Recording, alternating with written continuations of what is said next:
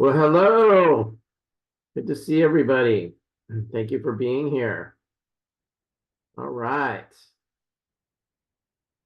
Hey, John. Hey, Margaret. How are you? I think you're on mute. Hey, John. How we doing? Good, good. Hey, Kier. Good to see you as well. Margaret. All right, there you are. You're off Good. mute. I am off mute. Hi. Great, great. Awesome. Well, let's get started. Let's jump into it. So today, as you all know, we're going to be talking about what are the best practices for leveraging your team, your staff, virtual assistants, anybody that can help you set appointments. Because just like a member of a top producing team, right? We need to create leverage as market center leaders as well.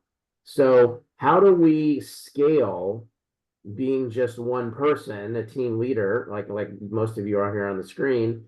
How do you scale that? Because there's only so many hours a day, right? There's only so much time, all the things that you have going on. So how do you create leverage that's going to allow you to really do some big numbers? Because as we've talked about, recruiting, right, is just solving a math problem.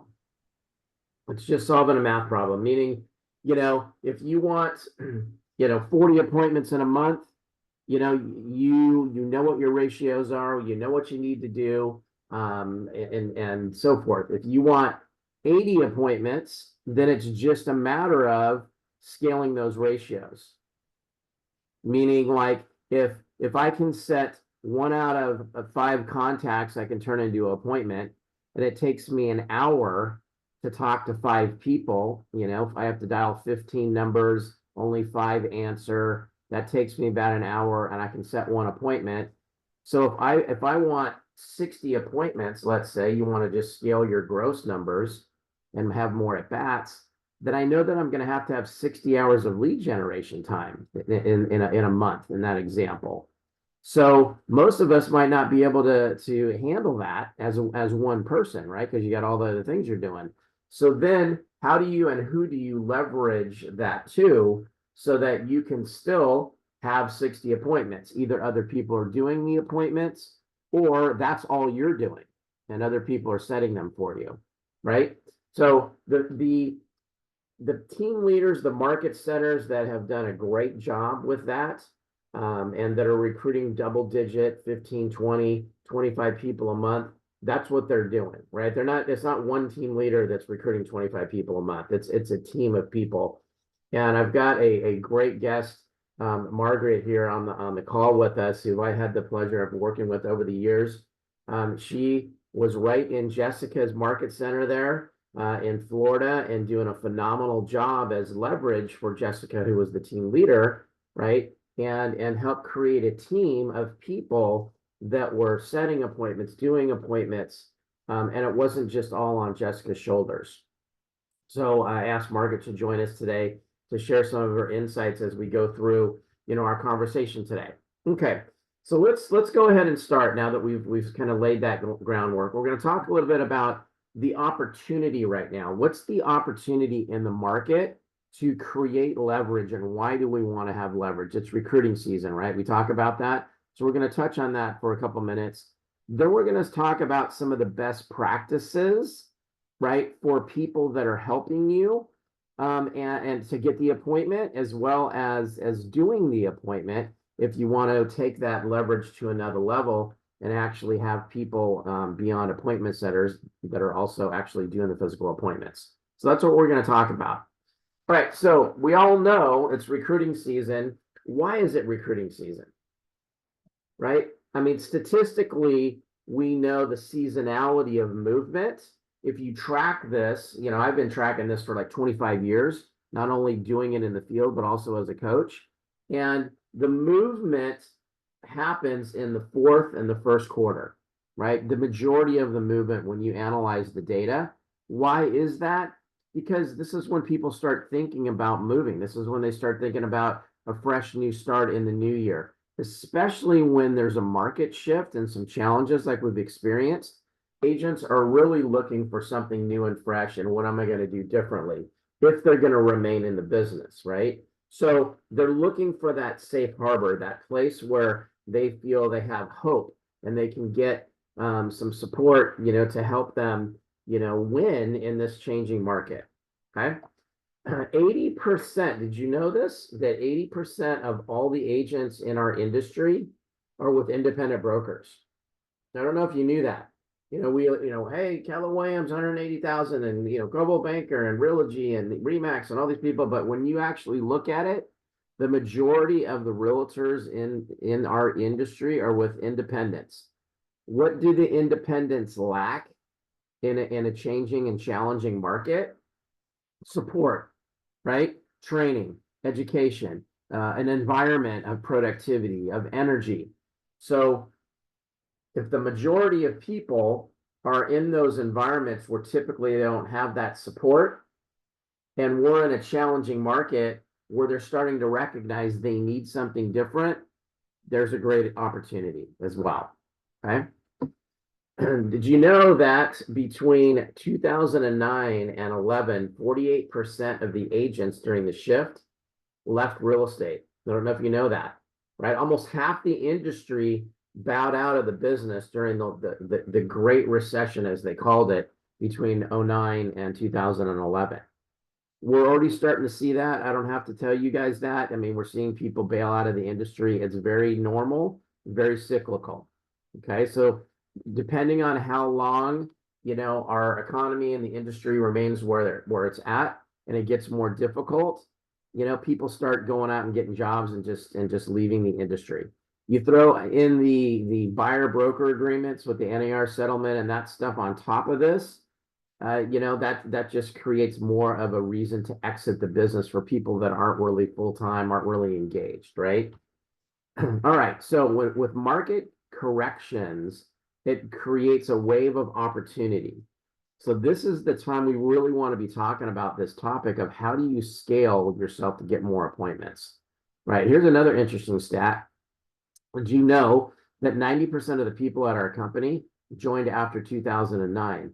So what happens in the real estate industry is about every 3 years, right? It reinvents itself, meaning that we're recycling agents, just like in a market center, right? I mean, if you looked at your gross and your net over the last 3 years and the total agent count you have, you can see that, people are coming in and coming out, and about every 3 years, whatever your roster count is, that's probably how many people that you've had to leave. So the good news is that we constantly get to tell our own story. We constantly get to create the messages that we want to create, and the environment and excitement and perception in the community. If you inherited an office that has a tough reputation, right? You're not condemned for the rest of your career at that market center, because people are coming in and out of the industry and they don't even know that. 3 years from now, most of the people in your MLS have no idea what went on 3 years prior. Okay, so just a quick little fun fact there. So for the recruiting appointment, and Margaret, I want you to kind of jump in here and maybe introduce yourself a little bit of what your role is working with Jessica, Yeah, and all that. And then we'll talk a little bit about what you did so that the people on the line and the people watching the recording can see what's possible. absolutely. Yes. So my name's Margaret Jackson. I've been in the Ubaldini group of officers for about 13 years down here in Tampa Bay. I think I've been in all of their offices in different roles. I've been an agent. I've been a leader of a team of agents. My husband and daughter are both agents.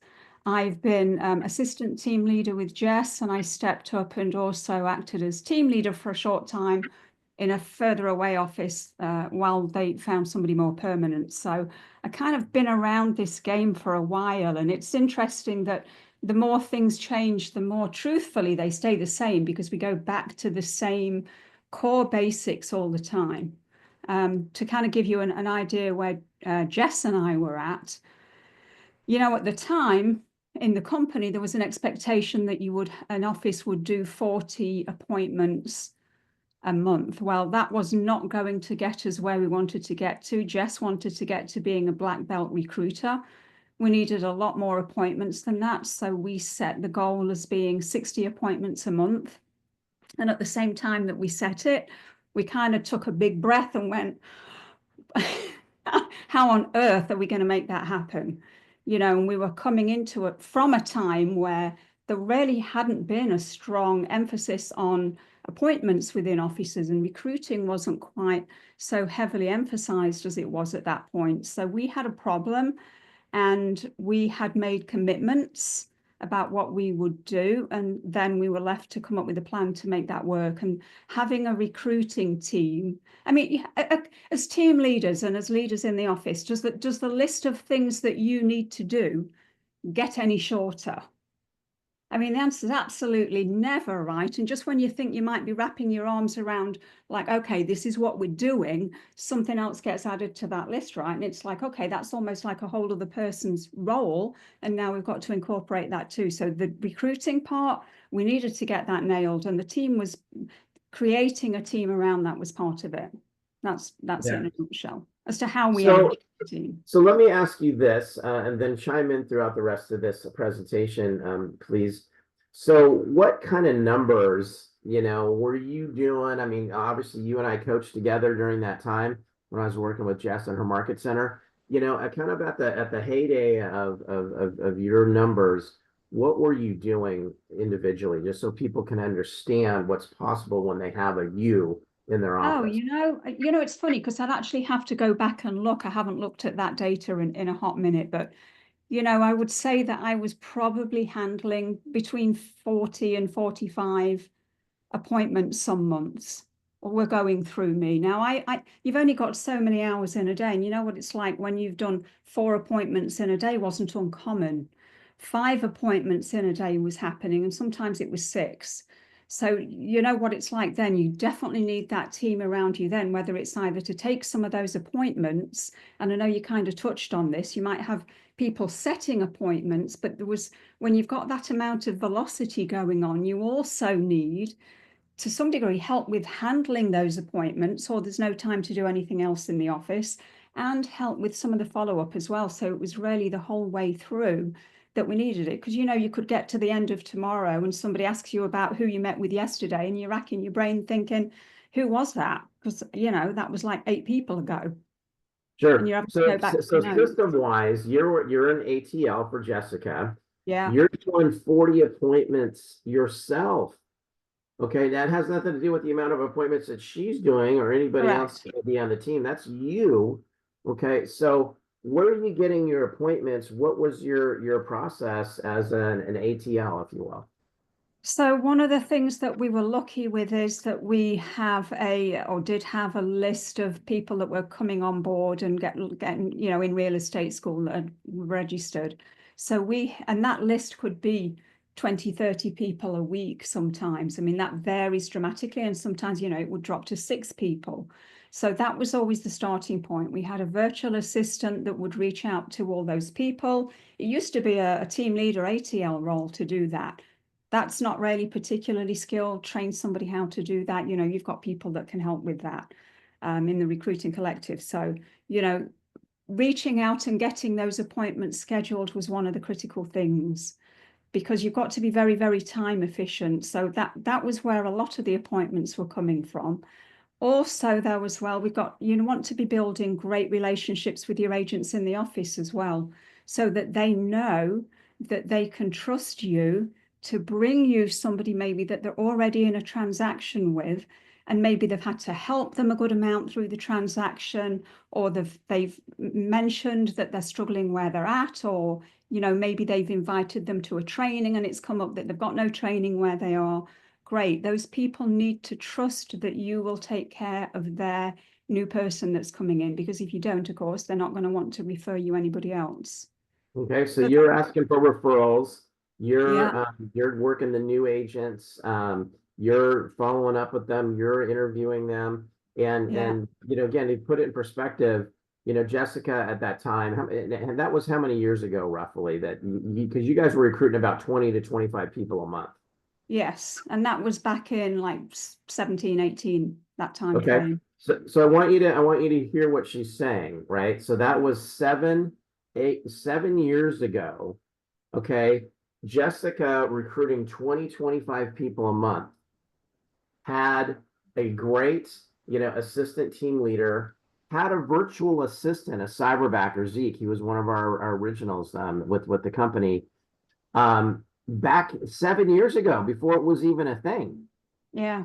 So think about that. So again, like you said earlier, things come full circle, right? If the industry is not that complicated, what started with you guys is now the hot thing now, and it's going to continue to cycle through. So let's go through some of the rest of this. So really, when you look at a recruiting appointment, when you're doing a recruiting appointment, it's about building rapport. So whether you have a PC coach, an assistant team leader, you have the director of the growth committee that's an agent that wants to get involved, you're grooming talent for a potential leadership role in the market center, whatever that is, you want to teach them this process, right, of building rapport with people, whether it's new people or experienced people, right? Understanding the needs analysis. And obviously the needs analysis is different for a brand new licensee than an experienced agent. You want to educate them that what we have can make a difference in their business, right? Can help them bridge the gap from where they're at to where they want to go, especially in today's market. And really the prescriptions, what the KW difference is, right? With training, coaching, ignite, environment, all those kind of things. And then one of the things that you can't ever forget is that we have to ask for the order, right? We have to ask them to join, ask them to partner with us, let them know that we want to partner with them, that we want to take a stand for their greatness and help them, win in this business and with their challenges. Same thing, different timeline with kind of a linear timeline. You can see, hey, building rapport. If you're in the office, take them on that power walk, right? Margaret used to do that, right? And walk Oh, them the through. power walk's critical. Yes. If you've got the opportunity to bring them into the office and you're not doing virtual appointments, that power walk is one of the most powerful things that you can do. And make sure that you are stopping at the different ports of call along that. And, sometimes you can set up ahead of time with the other people in the office. We would often have vendors in the office, mortgage partners, title people, homeowners insurance, and so on. Stop in with them and find your people that are going to say what it is that you hope that they would say, and that who will say it very honestly and very genuinely and very naturally, because it is what they truly believe. When you've got those people on board as well, that's incredibly powerful. So what you're saying is it's almost like a stage that the people that are in the office know what's going on when you're walking somebody through the office. Oh, completely. Yes. And it's Okay. funny because by the time you're doing it maybe for the third or fourth time that day, and it's like, oh, hey, let's go and just have a look. Oh, look who's here. Here's Jason with the insurance company. Hey, Jason, how's your day? And he'd be like, hey, Margaret, as if he's seeing me for the first time. And this Yeah. is show number 4. Like, hi, Yes. So, back. and the great thing is that it allows you to almost do a presentation of KW without even doing a presentation of KW because we haven't been through the needs analysis at this point and all that stuff, right? But you're showing them that, wow, this is the environment of productivity. This is all the support that we have. Here's our, the people that have the private offices, our top producers, our ALC members, the different things that the story can be told as you walk through your market center. That really is a great thing to do and set that stage. And then again, jumping in the needs analysis, right, where we're establishing the gap that you all know about that we've done and gone through in our trainings, and then educating them, right, and in terms of the different brokerage models and what we have with the experience and how we can help bridge the gap and support them, and then closing, right? So some of the key questions that your team, productivity coaches, ATLs, agents that are wanting to do this and not just set appointments, have them, ask some of those key questions from the needs analysis. What brought them into real estate? What is their goal? What do they want to accomplish? Right? What's missing? What do they need to be successful? Right? Are they excited? Are they fearful about the market? And where their business is going. Is there a gap? Do they have challenges without solutions, right? and what's important for them if they're a brand new person, what's important for them in the brokerage that they're going to choose, right? And take them through those conversations, teach your people how to take them through those conversations, right? So it's important, especially with newer people, to help them understand. I know there's a lot of 100% shops out there and people that aren't charging any fees, and we have our fee and different fees that we have with our company.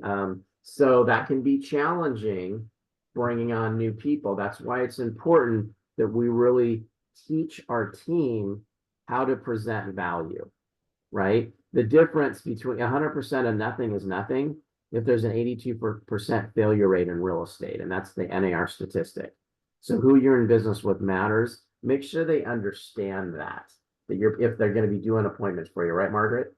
Yeah, and I would say one of the other things is you as a recruiter have got your own biases that you're bringing into it as well, and you might be cautious of projecting your own biases or questions that you might have onto them and assuming that they've got those. You know, a lot of the people that we would talk about having in the recruiting team, if they were like, I don't know, it's kind of expensive, or, I don't know, maybe they're not, maybe it's not the right time for them to be on the recruiting team. They've got to, it was very rare that somebody came to me when I met with them and the issue was about splits.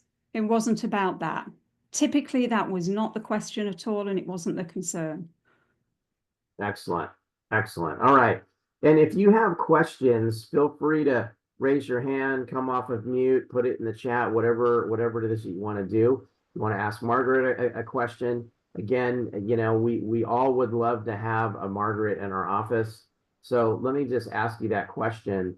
How did Jessica find you? Where did you come from? I mean, were you just an agent in the office and wanted to get involved in leadership? I mean, tell us No, the story. yeah, I was an agent in the office and I had no interest in getting involved in leadership.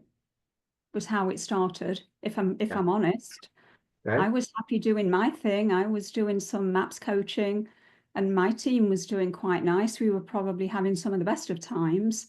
But Jess had come in as team leader. We got to know one another, and she approached me and said, "Hey, would you consider it?" And I'm like, "Yeah, probably not." But she was kind of persistent, and I explored that then and went, okay, I'll give you the time of day. Let's talk about it. And I kind of took it on thinking, I don't know where this is going, and I'm not really sure why I agreed to do it, at the time. But it was like we ended up having a blast together, and we became like this powerful duo that was going to accomplish. It's like just give us the challenge, and we'll figure it out. Yeah. So really it's finding you're figuring out what you want, what your goal is. So Jessica Yeah. wanted to do more than 10 and do more than 40. So she, found her who, right?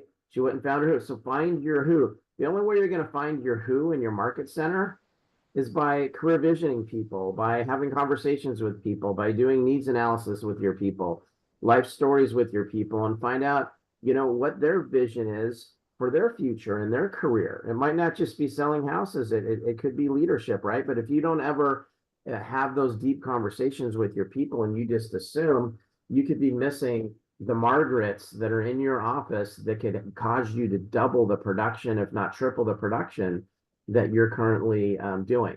Okay. I have the privilege of coaching a couple of the biggest market centers in our company that started with an ATL, that ATL ultimately became the team leader of the market center because they were so good. They were a Margaret and basically doing team leader numbers, if not even more than a team leader typically does. And so if you can find that who, and you basically have somebody that's a team leader, caliber person that's your assistant team leader or a productivity coach or whatever they are. I mean, just think about what kind of leverage that creates for you and the opportunity that you're creating for that person. And you only find out if you ask questions and get to know them. Second to that, my behavior profile when you do all of the career visioning is not assistant team leader, it's team leader. It's team leader, it's OP, it's more that. And don't be intimidated by that or assume somebody won't say yes because of that, because that could be part of why they say yes. Not even because they want to be team leader or any of those other things. It might just be that the board doing what they're doing and they're looking for something different too. So don't necessarily rule them out. That's a great point. Is why would you not want somebody that has a team leader and being a high team leader? Because you're going to want the highest talent that you possibly can. And again, it's a great opportunity for them to see if they even like the role, right? I mean, if you don't like to recruit, then you're probably not going to do well as a team leader. So let's go ahead and do this, Margaret, together. I'll help you. I'll teach you. I'll train you. You can get people to put in your downline, right? And you can learn the role. And worst case scenario, if you decide you don't like it, right? You haven't lost anything, except you've got a big downline, right? So it's a win-win. Okay. So one of the key things on this slide is stay in touch. You know, one of the things that I see a lot with people that are setting appointments, doing recruiting interviews for the team leader, is that they don't have a good follow-up system. We know that 70% of your hires are going to join during the lead follow-up phase. So make sure that your people have a good lead follow-up system and a good nurture system. When you're recruiting, right, the key, whether it's you, whether it's your team, right, is that we have to create hope for people, especially in our current economy and environment, right, market. You know, we have to create hope. We also have to create urgency. Again, who they're in business matters. If you're talking to a brand new licensee, you know, if you choose a company because, you know, they don't have fees or they're promising you, 100% and all this kind of stuff, then by the time that you recognize that this isn't, what you need and it's not working for you 3-4 months down the road, it's pretty much too late probably for you to get with us, and get plugged into our training and education and coaching, because you're out of money at that point. So it's really important that you don't just play with this, right, decision. You actually understand what you need, what your staying power is, and how fast you want to get off to a fast start here in your new career. If you're talking to a new person, experienced agents, it's the same thing, right? If you're not accomplishing your goals, your business, your income is off, how long are you going to be okay with that? And if you see yourself adding transactions here with us, and you see yourself, bridging your gap and accomplishing your goals, then that's what it's costing you every single day that you tell yourself you can't move. So we have to create urgency with people, especially in a challenging market, because there's going to be a huge casualties, as we talked about at the beginning. The last downturn took 48% of the agents out of the industry. So we got to take a stand for their greatness and create urgency for them and talk to them that way, right? Doubling down on lead generation is critical right now. We talked about that earlier with the opportunity. That's why you need to find your who. You need to get your recruiting team, your appointment setting team. You need to get as many at bats as you possibly can, because going into this new year, I think you're going to see a lot of movement because we're going on year 2 of this, right? And things haven't changed. So people are going to either jump ship and get out of the industry or start looking at moving companies, because something's got to change. And it's not going to be the market in the next 90 days. Okay. All right. We talk about, ALC growth committee. I just went to the ALC clinic for my regions last week. If you haven't done that yet with yours, this is the time of year, right? So as you talk, get your ALC engaged for 2025. They don't have to wait to start till 2025, right? We're referring people to you and recruiting and doing those things. We can start right now. In fact, this is the height of their excitement of being on the ALC. So why would we wait until we have our retreat or wait till January to get them started, right? Let's get them started now, because it's recruiting season. We have Heat Seeker, right? We have K-Score. We have all of these things. If you have state licensee lists that they can get involved in, if they want to get involved at a high level, their co-broke deals, right? Getting out and seeing the people is key right now, because there's the holidays and the mixers and the events and the board functions, that we want them out there mingling and talking to agents, and how's your business and how are you doing? And if you have great events that you're hosting, right, in the next couple months in your market center, they can invite those people to those events, right? It gives them an opportunity to connect and invite. You want your team to be and your agents to be connectors and inviters, right? Okay, here's some other strategies that real estate agents can engage in to not only build their profit share, but help you with getting leads, referrals, or appointments. They're out in the field every day, right? They're out in the field talking to realtors every single day. The average, full-time real estate agent comes in contact with probably 5 agents a week, previewing property, having conversations, all those things. Think about that. That's 20 people a month that they're having conversations with. If they were purposeful because you help them by what question to ask as they're out doing their day-to-day business, how's your business? How's the market treating you? Most agents talk about that and ask those questions anyways, but they're not purposeful with listening to what the answers are. And it's really been tough this year, blah, blah, blah. Then they don't do anything with that. That's when they can take that information, give it to you, or they can take it further and say, gosh, I hear what you're saying. In fact, I'm going to be attending a class next week where they're flying in one of the top agents to share with us exactly how to deal with those issues. Would you like to be my guest? Or our team leader, Margaret was sharing with us some strategies around that exact concern that you have last week. Would it be okay if I had her just give you a call and share with you some of those tactics she shared with us, right? Connect and invite. If you can teach them how to just listen to the conversations going on around them and be a connector and an inviter, right? That alone can get you a ton of referrals and a ton of appointments. Okay. So, agents can be as proactive as they want. They can place ads. If they have a team, they're always running ads for their team. Well, guess what? They're not hiring all those people. They can funnel those to you. They can go to career nights. They can even host a career night. They can speak at a career night, right? That creates leverage for you as the team leader. Margaret, you used to do a lot of that, right? Yeah, career nights, and we shifted obviously, COVID times to doing that virtually, and then went back to doing it virtually and in person, and just have it set at a regular time and just keep inviting everybody that you come across to that too. Yeah.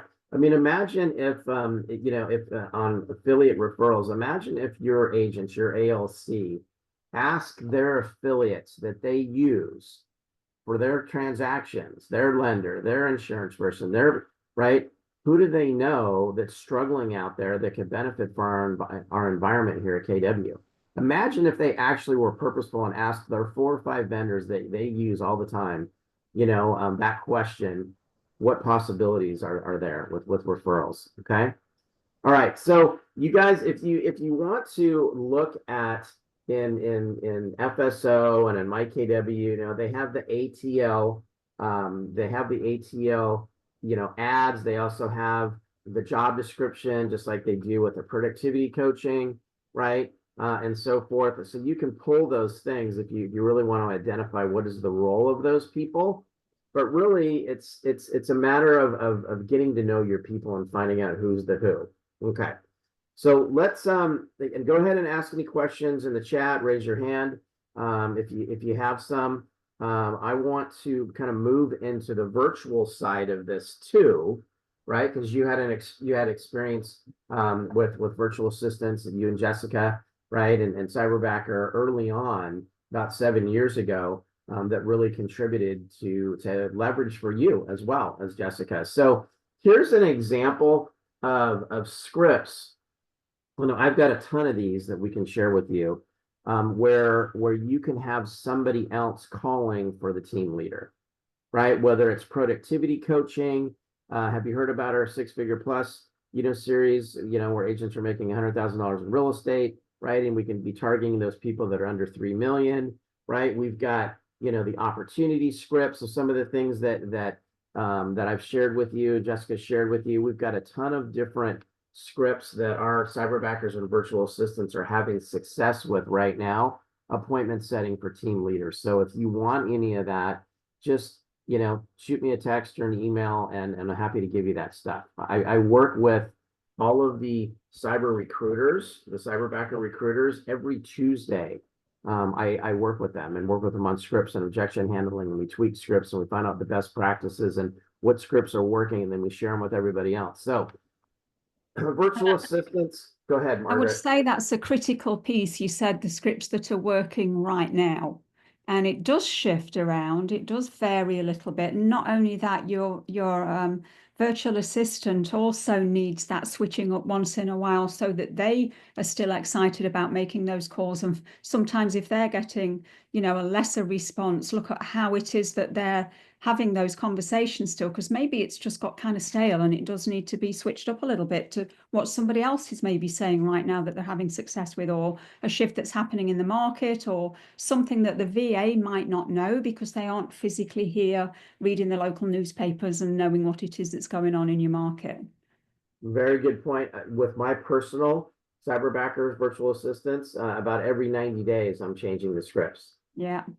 for my own people because you're absolutely right. That's just how it goes. So you don't want to just set it and forget it. We're going to talk about some best practices working with VAs. You want to make sure that you're talking to your VA every single day. What's working, what didn't, what are your numbers, what happened, and then you can coach them. You can fix that, or you can get a hold of me and I'll give you some new scripts and just tweak things until you get the results that you want. So Margaret, before we get into this, let me just ask you a question. So was that your first experience with a virtual assistant 7 years ago and with the appointment setting and things that you saw what Jessica was doing? No, I'd actually worked with them as a team owner as well. Okay, good. Yeah. So on the recruiting side, what were you experiencing from a virtual assistant from Zeke? So one of the things I would say is all of the virtual assistants that I've worked with, including Zeke, for example, have been very eager to want to please and to be successful because they understand that your success is their success. So they truly do want to be included as a part of your team and to understand what you've got going on. Don't just assume that they're kind of like this side little piece that's not an important integral part of the team. So be having meetings with them and conversations with them. I remember at one point doing like a virtual tour of the office with my phone saying, oh, look, this is where, when you send them in, this is the desk they come to and they meet Michelle. Hi, Michelle, introduce them to the people in the office and give them a tour around. Or sometimes it would be simple things like, I even had like we went through a phase of people couldn't find the office. It was tricky to find. Okay, great. Let me give something to my VA so that they've got some good understanding of what's out there. So I went outside and videoed outside and said, look, you can see how you kind of can't see it because it's blocked by the bank building. Tell them to pull in behind the bank. And then they've got like this vision of it and they're like, oh, got it. So when they say this, yeah, got it. Yeah, Think yeah, outside the box as to how would you help that person if they were physically with you? Bring some of that to the table too. And they're curious. They want to see what you've got going on and what you're about. And I know I would share our office, which was a fabulous, well, still is a fabulous office. And they'd be looking at that going like, wow, this good. Yeah, I want to be part of that. And just bring these things to them so that they've got those tools yeah. too. So treat him as a partner, a part of the team, like you would a live body that would be in the office. You Yeah. wouldn't ignore that person. Share the wins, coach them, have daily huddles with them. All those things that you mentioned. How many virtual how many appointments was Zeke doing kind of with you when you and Jessica were working kind of at your heyday when you were a He team? was setting almost all my appointments, or he was responsible for coordinating them. Right. If he You were hadn't, doing 40 to 45 a month yourself. yeah, some months, yeah, I mean, some months it was less as well. Not that we always hit the 60 every single month. As long as we hit the 40, we knew we'd met the minimum, criteria, but we knew we weren't going to win unless we did more than that. But he would be responsible for coordinating them. Even if I set an appointment, I'd then toss it to Zeke and say, can you put them into the workflow? Which then meant he was going to be making sure that they were coming, that they text messaging with them, reconfirming, making sure if they rescheduled that either me or the other team members that we ended up using as well got notified of that. That is critical when you're working with the rest of the team as well. Keep them in the loop. You do not want somebody driving 45 minutes to the office to host an appointment and the person isn't coming. Yeah. Exactly. So that's the communication's key. All right. So let's look at this. So, virtual assistants, and that's interesting that you had them earlier on in your career, and that's great. We've seen a huge explosion since the pandemic for obvious reasons, because people started to see that virtual is okay. You can be highly productive and not be physically in an office, right? Agents started to recognize that and so forth. So VAs have really exploded and grown significantly, for real estate agents and for real estate offices. Right now, Cyberbacker, who I'm affiliated with, has over 3,500 clients, 3,500 clients, and most of those are top producers, with KW, right? Because obviously top producers are the ones that understand leverage, and so they're the ones that are hiring virtual assistants. So when you think about that, and there's over 200 that work for market centers, like you had, Margaret, whether they're appointment setting or they're working with, the MCA, or they're working with a productivity coach, or they're the marketing concierge, or whatever, social media, whatever that may be, you know, market centers are starting to figure that out too, that just like with real estate agents, I can scale my business with virtual support that is going to be 50 to 70% less labor cost than a traditional employee.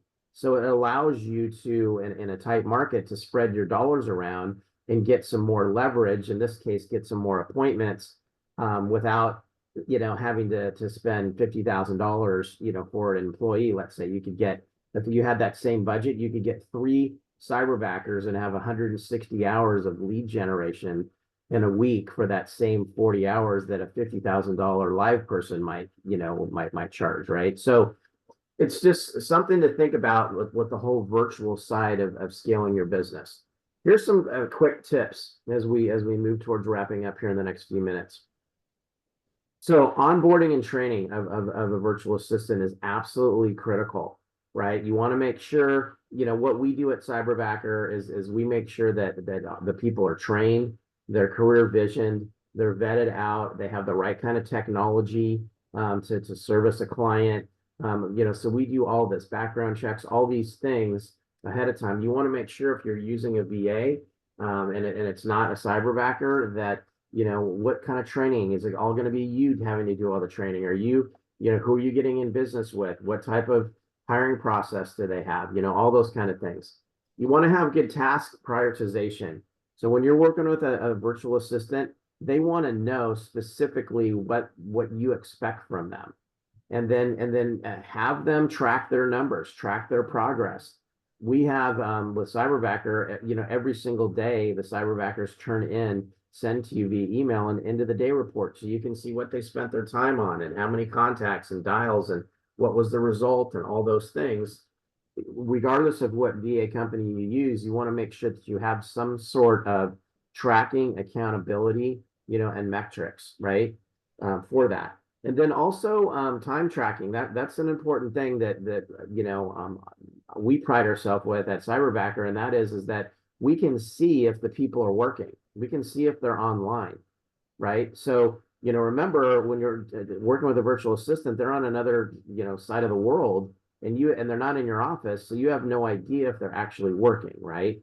So, part of what we do is we have tools that can, and accountability where they have to check in and we can see that they're online and track a lot of that stuff. Everybody also has a head coach. Every cyberbacker has a head backer. So that's monitoring them and also making sure that they need additional training and the client needs something, that they can handle that. So whoever you use, make sure that you're looking at those things if you want to have some good results, if you will. Clear communication, I'd say this is the number one thing that we see, is you got to communicate with your people regularly. What's working, what you like, what you don't like, just like you would. One of the things that we see is that people hire a virtual assistant and they think that's going to end all be all, and they just say, yeah, go set a bunch of appointments, and they don't have conversations with them for weeks at a time. And then they're looking for some miracle. I mean, you wouldn't do that with somebody that you physically hired that was sitting in your office. You wouldn't ignore them, right? You'd be talking to them every day. These are your partners. These are people that that are extensions of you. So make sure that you're communicating on a consistent, regular, I would say daily basis with your virtual assistant to get the results that you want to get. Okay. They can't fix something if they don't know about it.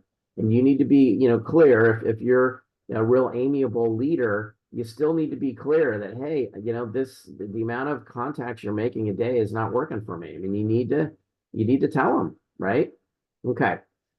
So, again, the VAs will really, not only bend over backwards. I mean, they will do whatever it takes to help you win. It's unbelievable with our cyberbackers, just their commitment to the clients and wanting and how bad they want you to win and succeed. That it's important for you to treat them like humans. Let them know they're doing a good job. Let them know you appreciate them. I mean, just treat them like you would a typical person that you have a relationship with that would be in your office, right? And they will go above and beyond for you. So those are some quick tips. Margaret, I don't know if you have anything else that you want to add around that before I get into some of kind of the key things that you want to look at too. Yeah, no, I would say keep going. You're doing it's great. I've Yeah. got nothing to add really to that. Sure. So when you're hiring a VA again, you want to understand that they're working on another side of the world at a different time zone, and they have flexibility, with their time. They work in the middle of the night, and so just be clear on what it is that you want. Make sure that that whatever data stuff that you want them to do, that you have all that stuff in place with any kind of security. And then again, they can help you scale your business. We have a lot of clients that say, hey, I don't know how I'm going to fill 40 hours a week for my virtual assistant. And you have to really, do a brain dump of all the things that you wish were being done that you don't have time to do that would help you take your business to the next level. And that'll help you really see all the things that you can be doing, right? That aren't being done that could really help you win as a leader and also as a realtor. So they're able to scale. Give them more tasks, give them more to do. They want to do more for you, and they want to win, and they want to help you win. Okay, and then again, have some performance metrics. That's really important. That everybody's clear on what you expect. All right, so Cyberbacker, as I mentioned, is who we use. And again, they're the preferred vendor for KWRI. They're at Mega Camp and Family Reunion. You've probably seen the robots, going around with the iPads with the cyberbackers on them. It's kind of fun. Here's a couple of quick testimonials of two great people. I just interviewed Renee. She works with the Lisa Wolf team. She's one of the sisters. Lisa Wolf is a $100 million producer. They also own 2 market centers. And they have 5 cyberbackers helping them in their real estate sales business as well as the market centers. Elizabeth Doe is actually one of my agents at my Huntington Beach office where I'm the OP.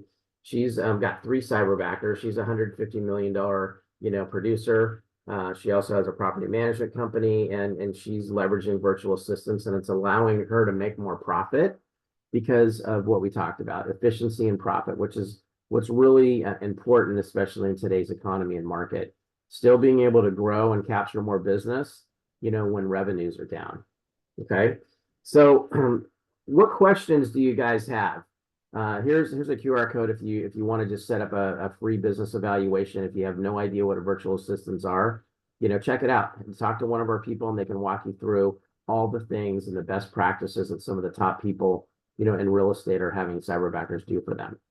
What questions do you have, if anything, of Margaret or myself as we talk about, leverage and, having, creating leverage for you, whether it's virtual or live, like somebody like Margaret, that can help you scale your business during recruiting season and as we move into 2025. Does anybody have any questions? You can just come off mute. And yes, this is taped, Robin, and so I'm going to go ahead and send out this recording to everybody that's in our recruiting collective. Anybody have any questions? Byron, any thoughts, any questions? Carol?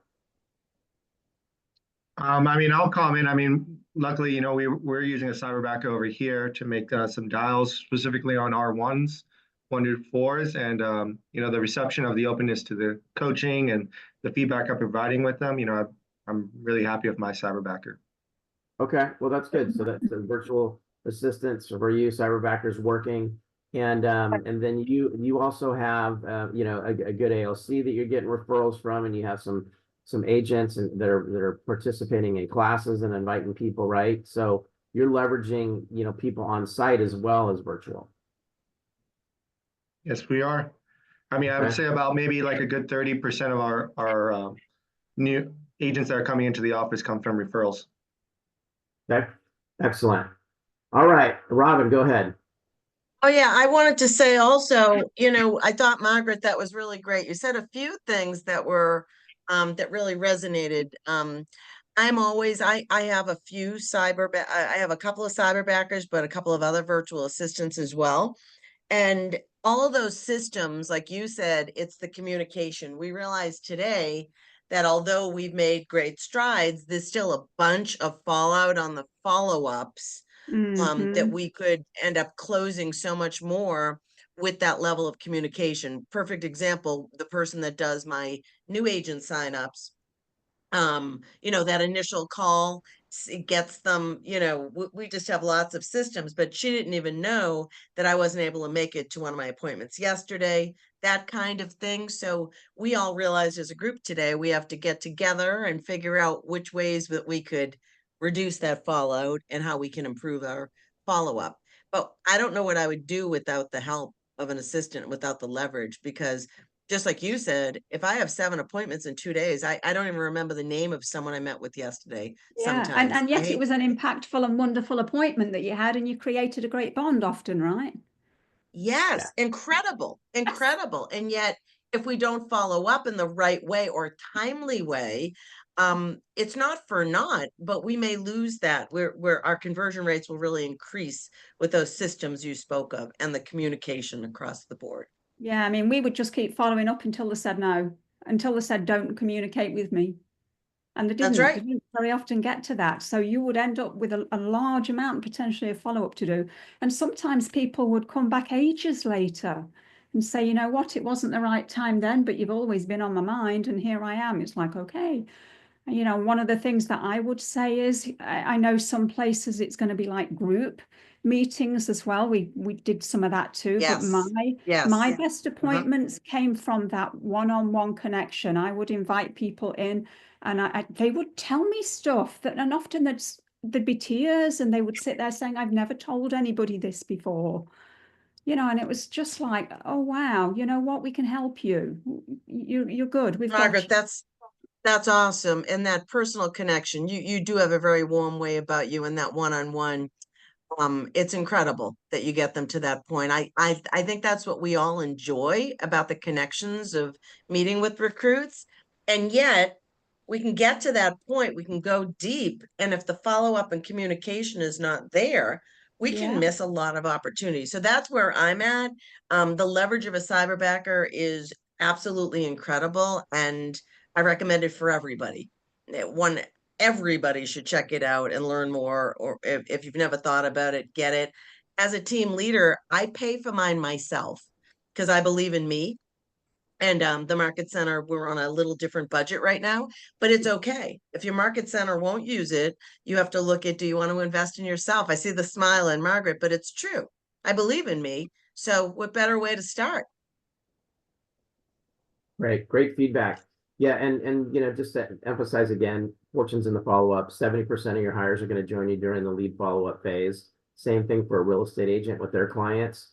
So having a great system like Margaret, you know, has where, you know, we're following up with people, and 2 years down the road, they say, hey, you've always followed up with me and I wasn't ready then, but I'm ready now. I mean, that's a perfect example of a great follow-up system. So, you know, get that stuff in place and make sure that you know, we're not letting things fall through the cracks, because you've already done the heavy lifting at that point. You already got the appointment. I So know. why would you not follow up with the people, right? I mean, that's where the real gold is 70% of that result is going to come, you know, afterwards. So you got to have a good system. All right. Any other questions, Carol? Do you have any questions before we wrap up? Nope, you're good. All right. Well, listen, Margaret, it was great to see you again. Thank you so much for your great insights today. We're gonna get it. We have this recorded. We're gonna send this out. I'll make sure you get a copy.